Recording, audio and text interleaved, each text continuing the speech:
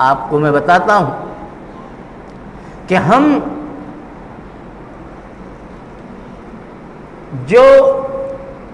قربانی کے ایام میں تکبیر تشریق پڑھتے ہیں، یعنی ذی الحجہ کی 9 تاریخ کی فجر سے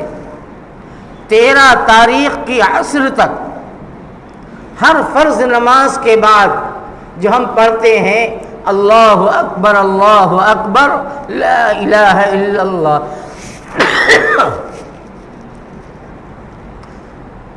اللہ اکبر وللہ الحمد، یہ تکبیر تشریق جو 5 دن پڑھی جاتی ہے، 9، 10، 11، 12 اور 13 کی عصر تک،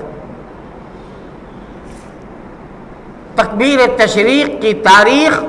اور اس کی حقیقت، اس کا حکم میں آپ کو بتاتا ہوں، دھیان سے سنیے۔ یہ تکبیر تشریق، اس کا مسئلہ پہلے ذہن میں آ گیا تو میں بتا دوں، ابھی وقت ہے۔ تکبیر تشریق ہر فرض نماز کے بعد واجب ہے، یہ سنت نہیں ہے،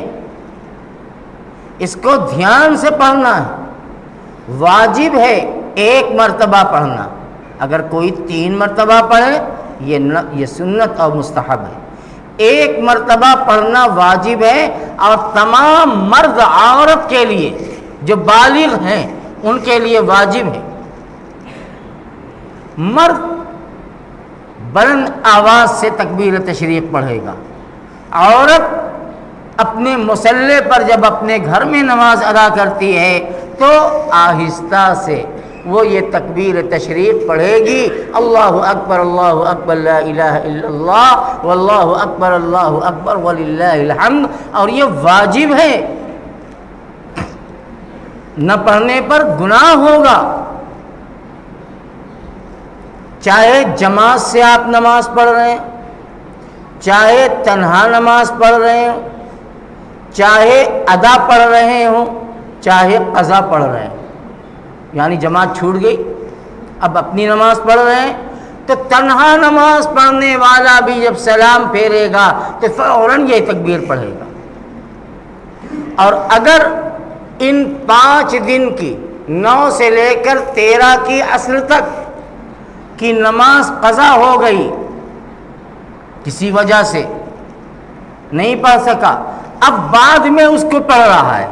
یعنی 13 تاریخ کے بعد اس کی قضا کر رہا ہے، تو جب ان 5 دنوں کے نماز کی قضا کرے گا تو اس میں بھی یہ تکبیر تشریق پڑھی جائے گی۔ دھیان سے مسئلے کو سمجھ لیجیے، نماز چھوٹ جاتی ہے، قربانی کی مصروفیت یا اور اپنے ملنے جلنے والے دوست و احباب کے پاس جانے کی وجہ سے چھوٹتی ہے نماز، تو چھوٹی ہوئی نماز اگر ان 5 دن کے اندر کی ہے تو جب اس کی قضا کریں گے تو ہم اس میں بھی تکبیر تشریق پڑھیں گے، مرد بھی پڑھے گا، عورت بھی پڑھیں گی۔ عورتوں کے اندر غفلت ہوتی ہے، میں نے اس لیے بتا دیا کہ آپ اپنے گھر کی عورتوں سے کہیے، انہیں بتائیے کہ یہ تکبیر تشریق پڑھنی ہے تمہیں بھی، فرض نماز کے بعد، صرف سنت نفل واجب کے بعد نہیں۔